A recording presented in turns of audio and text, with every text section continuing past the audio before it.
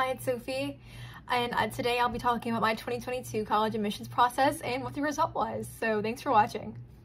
So a little bit of background information on myself, just so you kind of understand where I'm coming from or why I was rejected or accepted or waitlisted somewhere. So I live in Mississippi. I'm a homeschooler and I'm a high school senior. And I applied to 34 colleges and universities. Some schools I applied test optional or, you know, with my test scores. But so yeah, I applied to 34 in total. And out of the 34 schools I applied to, 24 of the schools were Questbridge schools. Now, I was a Questbridge National College Match finalist, even though I did not match. Just keep that in mind, but I applied to that many schools because Questbridge kind of encourages you to do so. All of the schools I applied to that were through Questbridge, I applied with the Questbridge application, with the exception of USC, which with USC I applied with the common application and the Questbridge application like they tell you to.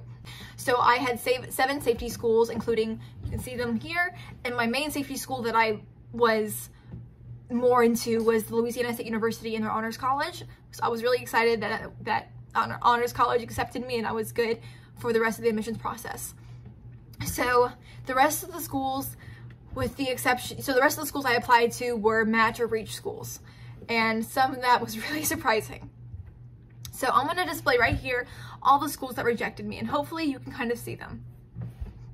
So out of the schools that rejected me, just so you know, these are the schools that I applied test optional to: Harvard, Yale, UPenn, Cornell, and Duke. And you should be able to see that here. So the rest of the schools I applied to that I was rejected from and that were match and reach schools, I applied with my test score, with my ACT score of a 31. So here are the schools where I was waitlisted. Fordham, you can see, I was really surprised that you waitlisted me because I thought that I would get in because my ACT score is borderline 75 percentile, so I thought it was more of a safety or a match school and less of like a waitlist. So yeah, that was really kind of surprising and kind of sad because it was one of the first decisions I had released. And you can see the rest of these schools. The only school that I applied to where I did not submit my ACT score was to Columbia University, and I was really excited that they waitlisted me there. It was the last decision of the day, and I was just super thrilled and sad because I really wanted to get in, but I was really relieved. All right, so that leaves one school I haven't mentioned, and that is the University of Southern California. So I applied with the Questbridge and Common App like Questbridge tells you to. I applied regular decision. I had fun with the essay prompts, and I applied with my test scores. So I didn't know what was going to happen. I didn't think USC would probably like me, not for any reason other than, I don't know, just what I thought. And they rejected me as a freshman, but they invited me to the invite-only Trojan transfer plan, which means that if I make A's and B's and follow the course work that my personalized admissions counselor will tell me to take, I will be accepted as a transfer student. So I was super excited because it was the day that Stanford had rejected me and it was the last day of the admissions decisions for me. So I was so excited to end it on a positive note. So that means I'll be attending Louisiana State University and their honors college for a year before transferring to USC for the rest of my degree.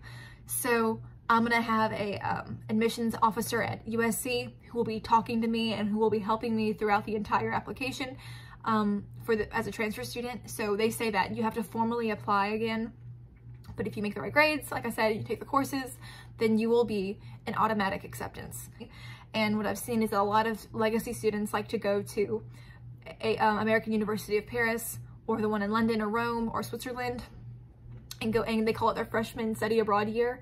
But I can't do that. So I'm going to LSU, like I said, but I'm really excited because so many people, I've seen, my counselor told me that so many students at LSU were part of the Trojan transfer plan and successfully attended USC as a transfer student. So I'm so excited that USC gave me a chance and an opportunity, and I just can't wait to go there and just experience it. So I'm just so thankful for USC.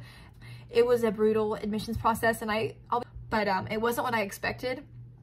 I still wanted to be on the East Coast, and I guess I won't be, but who knows what will happen with the waitlist. I don't expect anything at all, but I love USC so much now because they gave me an opportunity when no one else did. So thank you, USC.